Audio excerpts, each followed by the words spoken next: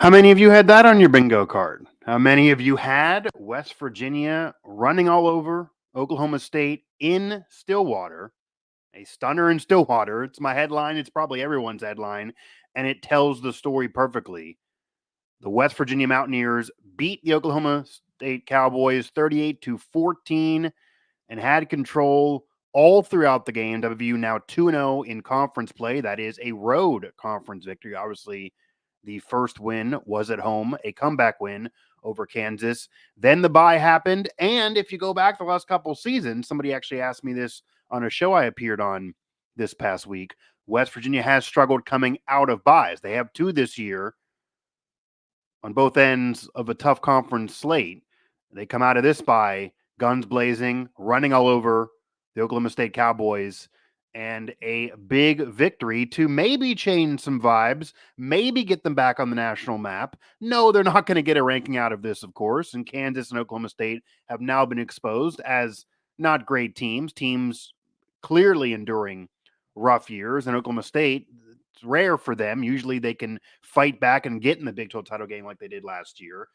They're looking at a bowl game at best here, and maybe their fans are sick of Mike Gundy, although he's a Hall of Fame coach and been there forever to tons of success. And Kansas bringing Jalen Daniels back didn't really work out, so they're kind of wasting some money there. But nonetheless, the Mountaineers are now 3-2 overall and 2-0 in conference play. Most importantly, again, the ground game clicking. Garrett Greene did leave early with an injury. He then was able to clearly return and get right back going, picking up where he left off. Only 159 yards through the air, and I believe almost 90 yards on the ground. Double check, 86 yards on the ground, did have a touchdown. Jaheim White, 19 carries, 158 yards on the ground with a score, a 26-yarder being his longest of the day, and he averaged 8.3 yards per carry. That's insane. Markiel did throw a laser beam touchdown pass to Traylon Ray when he came in to replace Green. So he did have to play a little bit in this game, obviously. And it didn't look like they changed the playbook that much. The coaches said they wouldn't with him. He had progressed a lot. He looked a lot better in camp this year in comparison to the year before when he did play a couple games and won. But the kind of Nico good luck charm still works because Green's injury, yes, he returned, obviously, and led the way, but it didn't force them to miss a beat at all, and Oklahoma State never found momentum. They switched up quarterbacks. Even when they scored, it never felt like they had a chance at all to come back.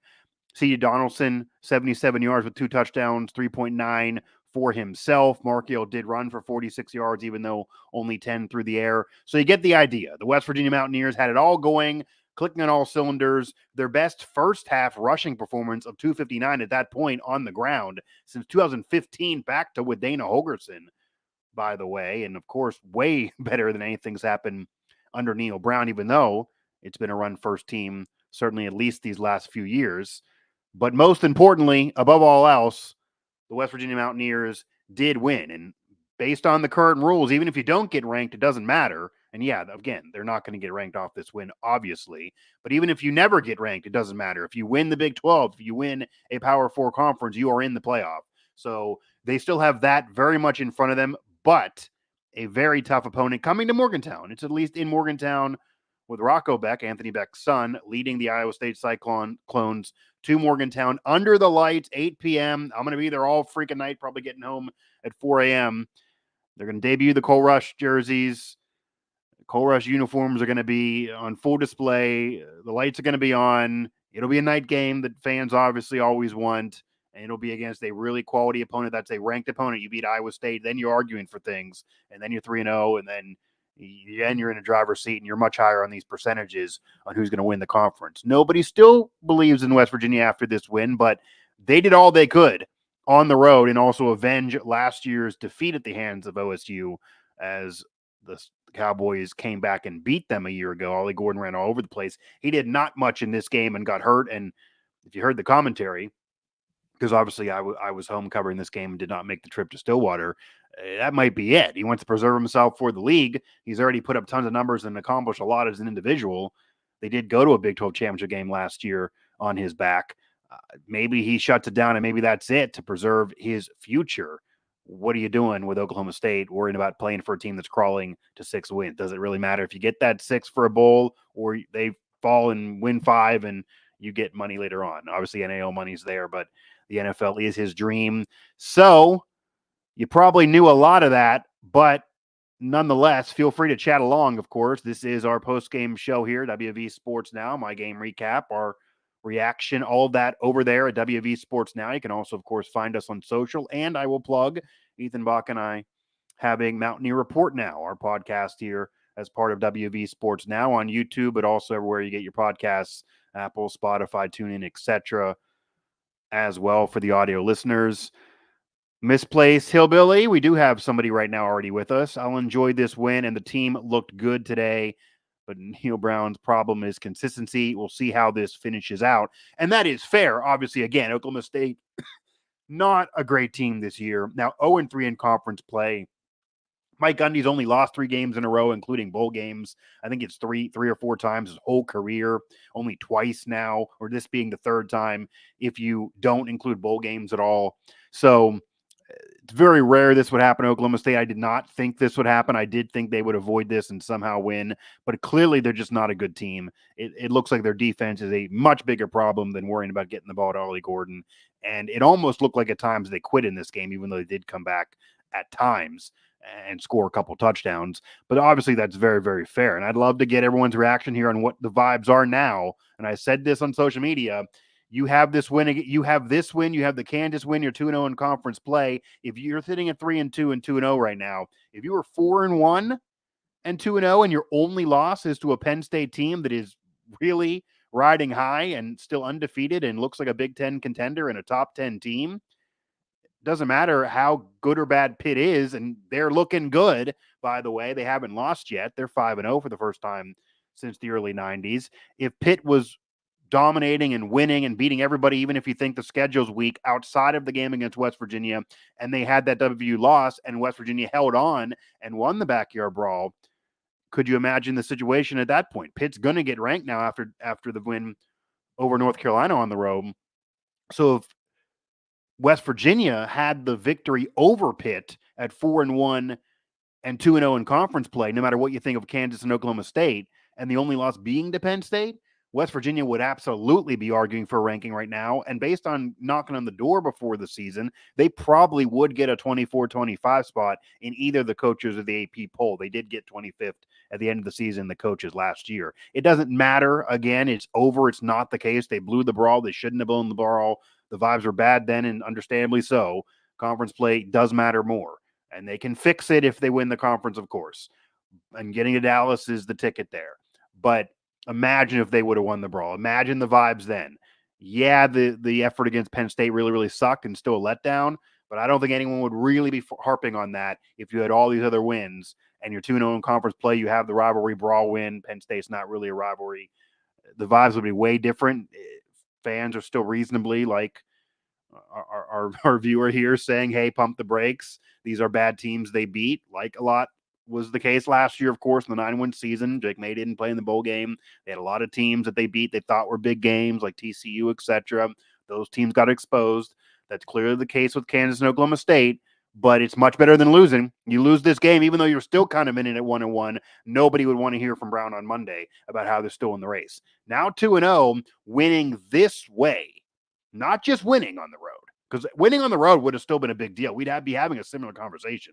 But winning that way, where they dominated and looked better than they have in years against a quality opponent with tons of talent, even though Oklahoma State is enduring a poor season, that maybe shows something and pumps some life, and maybe they're re-energized despite the really bad slate and out-of-conference play. So now we got some conversation moving going on here. Okie seems to be really bad, though. Is this really a big win? As I said, it's not a big win if we're looking at the overall career. This is not this is not the same as if we beat Oklahoma State a couple weeks earlier. There have been wins that Neil Brown can argue are big wins. He did beat ranked opponents, but then of course those opponents were no longer ranked soon after, or clearly were exposed as not really that good. So it's fair to still be looking for that major staple win. It's fair to say this isn't a truly big win. Obviously, this isn't a win that anyone's going to majorly brag about. If Oklahoma State only wins 5 games or something, I get all that. But again, it's the way they won this game. They didn't just win it. Guys, I thought they would lose the game. I'd imagine everybody here commenting probably thought they were going to lose this game. I thought Kansas was really, really bad. And yeah, they came back, but needing a comeback against a really bad Kansas team isn't much to brag about. I thought they would go to Stillwater and lose. Honestly, I said it. I wrote about it. I thought they'd lose this game. They won this game. And if you win this game, obviously that's what you need to do. It doesn't really matter whether they're big wins or bad wins or whatever. You beat Iowa State, even though it's at home. That will be, by the way, guys, that's going to be an official big win because they're a ranked team. That would hands down be a big win, no matter how you do it. But you also win this game on the road against the Hall of Fame coach, mind you. Still, he's a Hall of Fame coach no matter what they do this year. This way, yeah, this is the best WVU has looked. Not only all year, but this is the best WVU has looked in a while. This game of Oklahoma State, off a bye week when they started slow off bye weeks before, now 2-0 in conference play, on the road against a desperate team that does get 5-star recruits. Oklahoma State does get them. They're arguably the blue blood of the conference now. You could say West Virginia maybe, but Oklahoma State is a consistent contender. This isn't just history. They are the blue blood of the conference, or one of.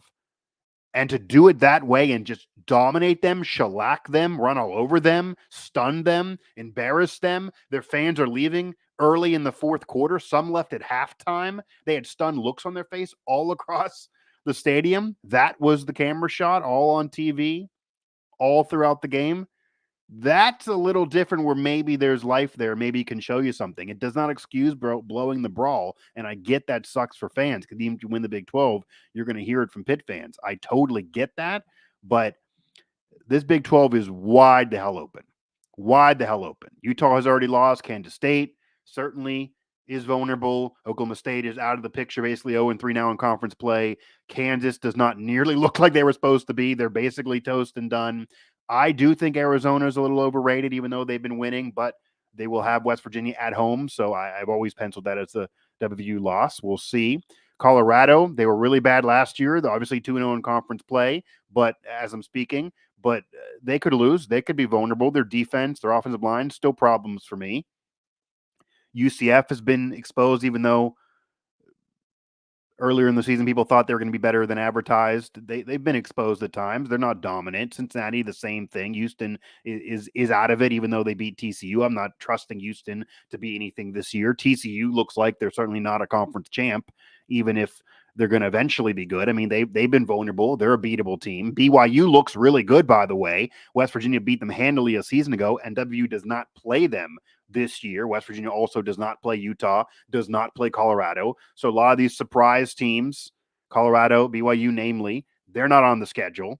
They're not on the schedule unless they meet them in Dallas in the Big 12 title game. So it will not be easy. Kansas State could beat West Virginia for sure. Iowa State could beat West Virginia and will be favored even on the road for sure. I think Iowa State will win that game, by the way. I think Rocco Beck is the real deal. Too bad he's not under center for West Virginia, even though obviously maybe Garrett Greene will keep this clicking from what happened in Stillwater. I do think the road trip to Arizona, the longest in program history, is going to be really, really rough, but maybe West Virginia wins that game. Obviously, they can win a road game on a flight. They had to fly for this one. The Penn State game a year ago, Pitt, the backyard brawl, all of that. These are not flights. They've struggled with flights. And I guess they didn't even play well in the Penn State game a year ago, but the Penn State game this year, of course, was home. But the point of it is they've shown they can win even on hard road trips and long road trips and tough places to play now with this game under their belt. So you never know. Baylor, Texas Tech has been a surprise, but I don't think much of those teams. It could be easy down the stretch. They could go on a winning streak at the end. They could get to Dallas, maybe. Am I predicting it? No. I've always predicted about 8 wins. I still think that's kind of where they get 7, 8, 9 wins, anywhere in that neighborhood. I do think 8-4 is what I said. That's what I think is going to happen, which means you're losing some of those games, but maybe winning some too. But nonetheless, I did not think this was a dub. Did not think this was a win. And, it does not make up for losing the brawl. I know that'll sting for fans for a whole year, but at least you have another matchup next year. The rivalry is not over for this current series. It's not like you have 5 years to wait and that's it. And second of all, the Big 12 is what matters now. You would not rather have that game be a win and lose this one. You want to be 2-0 in conference play right now with this tough schedule, and they are. I think OK State was really worn down in this game. I'm glad that we won. Let's win the next one. Yeah, Todd. I mean, they got to be the mindset for fans. Oklahoma State, to me, did look like they were worn out. Their defense has not been up to snuff this year, to say the very least. They're down in games early, which is why they rarely can get Ollie Gordon going before the injury. He had 50 yards before the injury. He was having a similar game to CJ, for example, but left. And when you're down by that much, like they were against K-State a week ago, you can't run. So they can't do what they want to do, and their defense looks worse than even West Virginia's. I do want to ask you guys what you think of the actual gameplay in terms of, are you now more confident in the offense? Because the offense was clicking all freaking day long. Greene did not make the mistakes. He did run when needed to. He looked like he had that fully under wraps on when to run, when to throw.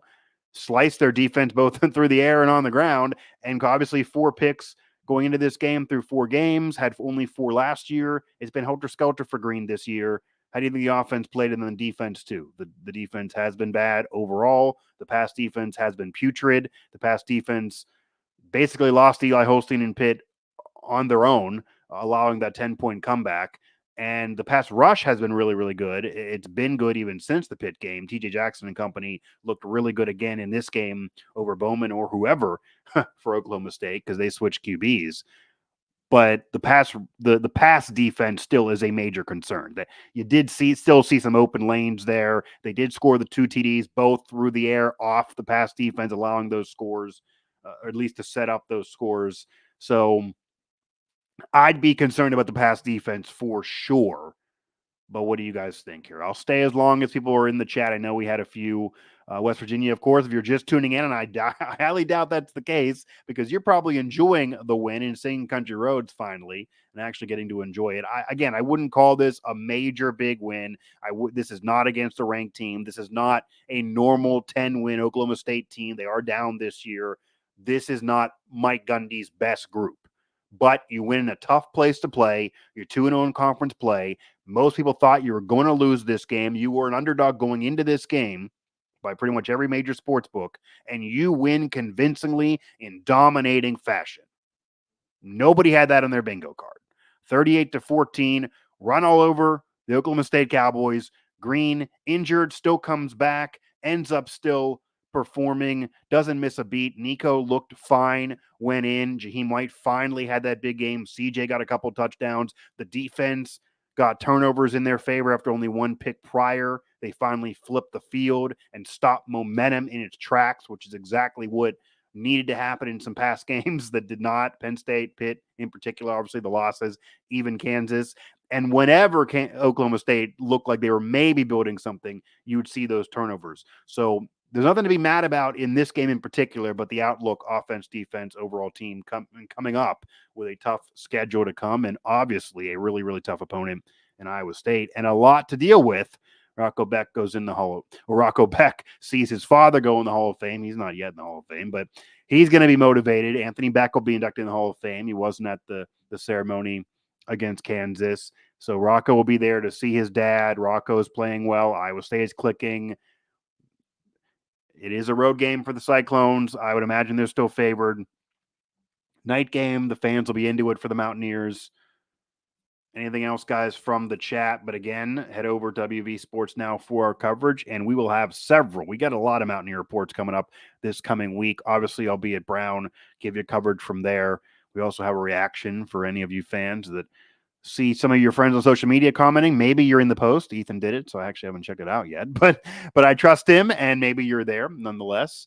And West Virginia, Iowa State. West Virginia wins that game, and then we're having a totally different conversation, and it definitely would secure a ranking if they would have had that Pitt win. They don't have the Pitt win, but Pitt is probably ranked now. But you beat Iowa State, you might knock on some door even with the Pitt loss, because Pitt could be a top 20 team. And I do think Pitt's schedule's relatively easy. Eli Holstein's been good. I do think their schedule's easy. North Carolina's not that great of a team. I don't think Pitt is this dominant team the Pitt fans think they are, and the ACC is kind of weak this year. I do think Clemson will beat them. But West Virginia still, it looks better with them winning, as much as that sucks to say, just like Pitt needs to root for West Virginia and hope the Mountaineers get those 8 wins to give them a quality win, because they did come back and win. But the Mountaineers get the big, big win over Oklahoma State, 38-4. And I mean the score, a big difference in that score, 38-14 here on a Saturday evening in Stillwater.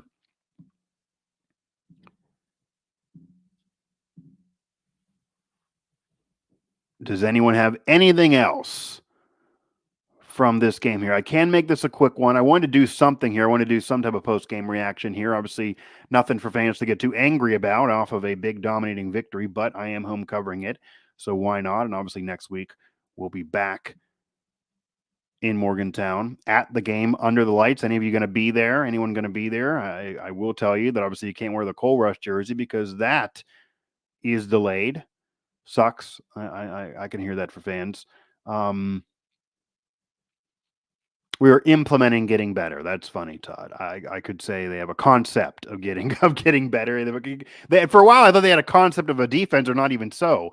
The defense played real. I think the defense playing well in this game and holding Oklahoma State down, even though Bowman has struggled, is almost a better thing to see than the offense playing so well. The offense has scored points before, but the defense finally performing and showing up. This might be the best defensive performance since the backyard brawl in 2023 last year. And obviously the offense did nothing in that game. This is the best overall complete game, offense, defense, special teams, no blunders there all the way through on the road against a quality team, even though Oklahoma State's enduring a poor year in a long while. And they're not ranked. It's not a big win necessarily for Brown and his resume, but it's a win that no one can complain about, really. And the way they won it is a situation that no one can complain about. For the ceiling of this team, Matthew, and I said this before the year, I still believe this. I did think they'd beat Pitt. They shouldn't have blown the game. They should have beat Pitt, but Pitt's better than advertised, better than what anybody thought this year, and kind of what I thought could happen because of their easy schedule. But that blown game aside, I did think Penn State would beat them. I did think Penn State would probably kill them. I didn't think it'd be that bad, but I do think Penn State's an elite team. You win the FCS game. You beat Kansas. I think they should have done even better in that game, watching what's happened to the Jayhawks. And then you win this game that I thought would be a loss. So maybe this cancels out the overall situation with Pitt. The record's kind of what I thought it would be. I thought this team would win 8 games, and that would kind of be it. A similar year to last year, and then maybe win 9 in the bowl. But the ceiling, to answer your question, is getting to Dallas. I don't think they're going to get there. I do think they're going to lose to Iowa State next week. I do think they're going to get tripped up, maybe even on the road against a good Arizona team. I do. Maybe they lose another one of those quote unquote easier games against Baylor, UCF, Cincinnati, Texas Tech at the end of the year. They could go on a win streak and win those. Those are all winnable. They might be favored in some of those games, but maybe they lose 1 or 2 of those. I do think this is more likely an 8-4 team, similar to last year. You hope it's not worse than that, because then obviously it's a tougher schedule, but that could change and ruin the vibes. I also do think anything 7 and up will keep Neil Brown. Maybe again, I think the win total bar that fans keep bringing up is not where Ren thinks. People can say what they want. I don't think they want to fire Brown, and a winning season here is going to certainly save them. But I think the ceiling is Dallas. The ceiling is Dallas. I don't think they're going to get there. I think they'll be tripped up. I still think Kansas State, those type of teams, have the driver's seat to getting there. And West Virginia, as I said earlier, they do have the benefit of not playing BYU, Colorado, Utah even. Utah could still get there. The surprise teams are the normal powerhouse teams of K-State and Utah. Not on the schedule this year. Kansas State is, but the other ones are not. And schedule's got a lot coming up here that's still brutal, and they're going to drop one of those games at the end for me in that 4-game slate that's easier at the end. They'll probably drop 1 or 2 of those. I think 8 wins is more likely, but the ceiling is Dallas, and the ceiling being Dallas, you could get there with 8 or 9 wins. This conference is so wide open. Maybe 8 wins in the regular season gets you to Dallas as the number 2 seed. I'm not saying it'd be incredibly impressive, but if you get there and then you win that, you're in the playoff. And people can argue on social media that wouldn't be fair. For example, there's a weird scenario that could occur. The Mountaineers could win the Big 12, could get in the playoff as a 3 or a 4 seed, and Penn State, if they don't win the Big 10, I'm imagining they're still in as an at-large. But if they lose to USC and then lose to Ohio State, maybe they're not in. West Virginia is in, and Penn State destroyed the Mountaineers. I would hear that from a Penn State fan that is not really fair with the system, but Power 4 champs get in. Power 4 champs get in. ACC and Big 12 are Power 4. So they would get in, and they're not going to apologize for it. That is the path. I do think Dallas is the ceiling, whether it be 8, 9 wins or whatever it takes to get there. because this is so wide open of a conference. I don't think anyone's really elite. I don't think anyone here is winning the national title, not even Utah, but they maybe are the best of the bunch, K-State too. And I would imagine that it's very likely that the number 2 team, the number 2 seed in Dallas, maybe has single-digit victories and is not at 10 plus. Maybe one of them is, maybe not both. So that's the ceiling. I don't think West Virginia gets there, but I do think 7, 8, 9 wins are very much in play, and anywhere in that neighborhood, obviously above 7, 8 plus gives you a fighting chance. I think 8's most likely in what I predicted, but Dallas and playing for the Big 12 title is the ceiling. That's the ceiling. I'm not predicting it, but that's the ceiling. Yeah, our zone coverage still needs some work. 100%. A lot of defensive lapses still in that game. They did face a struggling offense, especially an offense that's really struggled to throw the ball. Bowman really struggled to throw the ball entering this game. That was their problem against Kansas State, too. So West Virginia's pass defense, to me, still looked concerning, despite the overall numbers being good. The pass rush now, week after week, is playing well, that you have to admit the pass rush looks good. The pass rush looked good. And that's a number one thing that can even help out the pass defense being weak. So they stopped the ground game for the most part, and the pass rush looks good at the QB. Pass defense, though, secondary-wise, I'm still definitely concerned for West Virginia on that regard. And the offense has always scored points even in losses, but really clicked in this game, so it has to make you feel good.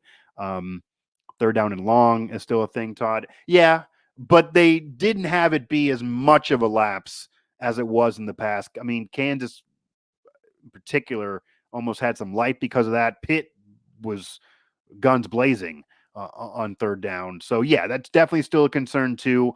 Lastly, as I probably will wrap this up soon, unless I get somehow flooded here with chat activity, I do also want to ask those of you who are here, what else besides the secondary and the pass rush do you think could hold this team back? Is there something else? That's where everyone points, and that is a weakness. That is likely why maybe they only win 6 games, 8 at the most, and they're not in Dallas. And that's why they lost to Pitt. That's why they blew the game against Pitt. That's why Eli Holstein went crazy as a redshirt freshman who now has Pitt undefeated for the first time since 1991, as insane as that sounds.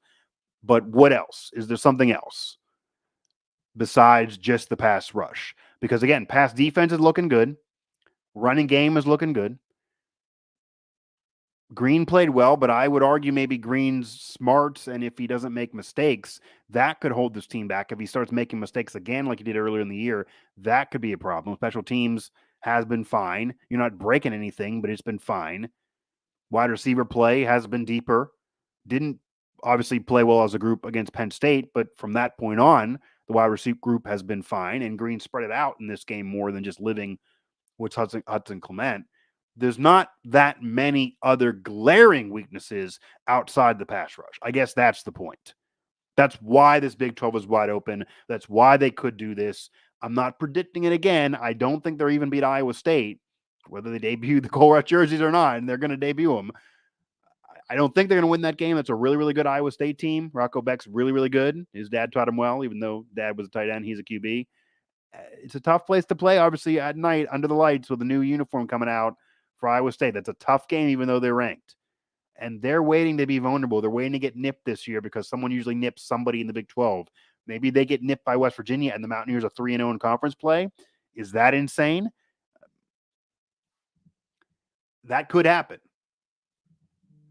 That definitely could happen. Anything else, guys, while I'm still here? Okay, wide receiver blocking. That's interesting. Are you meaning the wide receivers blocking for the ground game? Is that what is that what you're talking about? Obviously, the ground game got clicking in this game. Tight ends do a lot of that as well. Obviously, Davis really underrated in that regard. Doesn't get much love at all. Okay, yeah, I don't. When the ground game doesn't get going, I honestly know if it's the wide receiver. I mean, yeah, there have been some missed blocks, but it's hard to put that on them. You can make an argument the offensive line has not been as good as advertised. I do think the offensive line has been good this year. Good, not great. Last year's O-line was great outside the Oklahoma game. Yeah, that was a great catch by Davis. Yeah, and he has shown in practice that he can make receptions. He can make catches. They never use him for that. Obviously, Cole Taylor's there to be the pass catching tight end, but Davis can do it. I don't think he could have done it years ago. He can do it now, but they just don't use him for it. So yeah, he had a great catch to open up the game. Imagining that's right there where your brain went. Yeah, when I bring up Davis, it's where your brain's going to go. And that right there kind of set the tone for West Virginia. He can do that. He can do it. They just don't obviously write him up to do that often. But I think the offensive line also, not to say it's going to be a major problem. I don't think it's going to hold this team back in particular. The pass defense will probably be the issue if they are held back. But the offensive line could even be better, blocking wise, could even be better. I mean, aside from the controversial penalty in the Pitt game, it's not been perfect at times, and they have missed the losses from a season ago. But the secondary is the major weakness for sure, and I still see that there. I still see that being a problem, despite the numbers being okay in this game, and obviously despite West Virginia winning this game big. And Bowman threw 116, completed 53% of his passes. Rangel then came in, threw 75 yards, completed 80%. So he completed 4 for 5, but 75 yards, nothing close to what an FCS quarterback was doing, what Eli Holstein was doing. They were allowing 300 yards week after week, of course. Not the case here. Only 227 total yards allowed by West Virginia for that Oklahoma State offense. So 558 yards to 227. Just incredible. Only 191 yards through the air for the Cowboys with 2 QBs. So the numbers are there. I did still see some spots that are concerning against better quarterbacks, better offenses, and better teams, and they're going to face one of them in Rocco Beck and the Iowa State Cyclones coming up next week. Any thoughts on that game? That is the next matchup here. What your thoughts are on that matchup? And then I will probably wrap this up here and enjoy the rest of my evening as the Mountaineers won. So probably less drama to be covering here for post-game coverage of this game. Anything else, guys? Any thoughts on that matchup? I do still think Iowa State is going to be the favorite. I would expect them probably to win the game. I do think they're a better team. They played well, and Rocco Beck is the real deal. They're much better than last year, and I thought maybe entering the year they were overrated, but no, they've proven to be good. But everyone in the Big 12 gets tripped up. Is that the game they get tripped up? It'll be a tough place to play in Morgantown under the lights at night. The atmosphere you wanted against Penn State, you're getting it to finally debut the Cole Rush jerseys in the middle of the season now. About Greene's slide. So it hasn't been much of a conversation overall in coverage, but yeah, it's obviously a thing. I know the coaches have brought it up a little bit, and it was talked about on the broadcast here.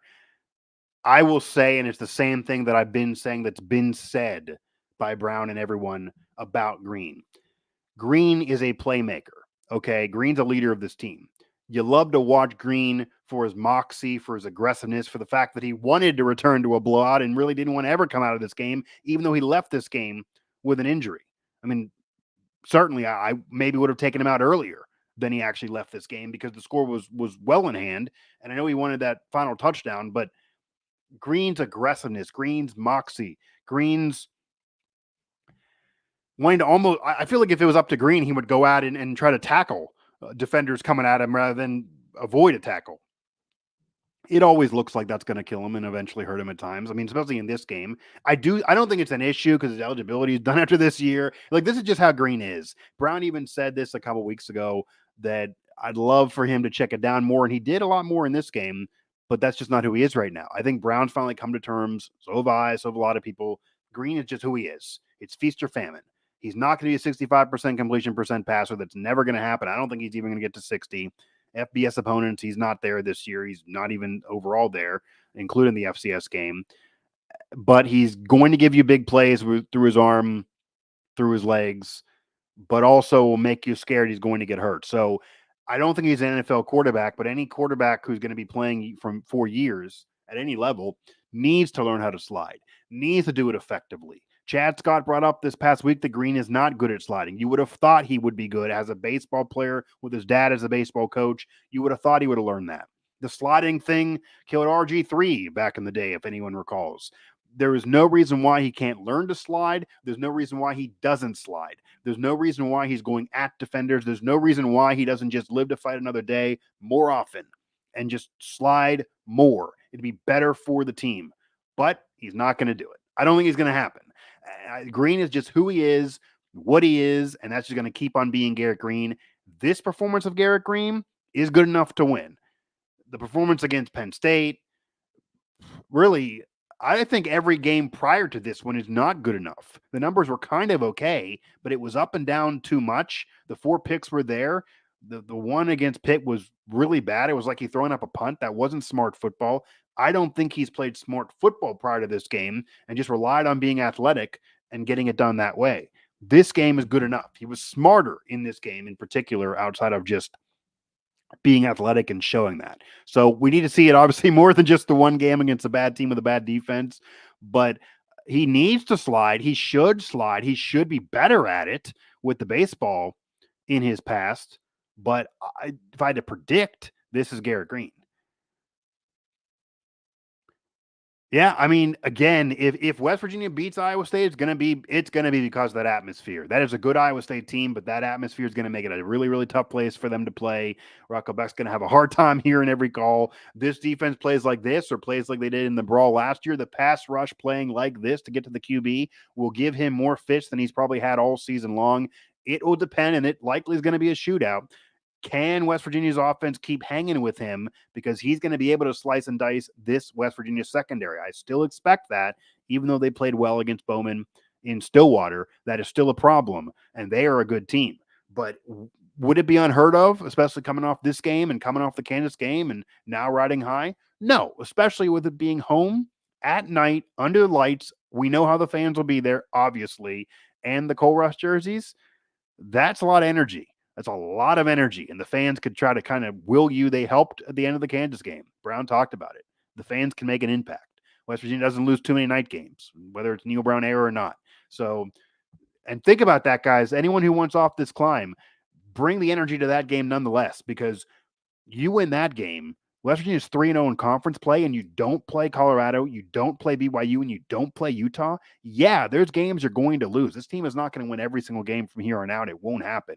But you're kind of then in a driver's seat to at least have a chance at the end of the season to get to Dallas with an easier slate at the end there. You don't got to be the 1 seed to get to Dallas. You can get there as the 2. And then you win that game. You got a major conference title, the 16th in program history, the first obviously since the Orange Bowl year, and you're then now in the playoff based on the rules, and you don't got to apologize for anything else that happened in out of conference play. It does not matter. So that's motivation too for the fans. I think they're back into this. Back in black, let's go Mountaineers there. I'm going to shut this off here now and enjoy the rest of my evening. Obviously, the coverage is there at WV Sports now. The Mountaineers won big.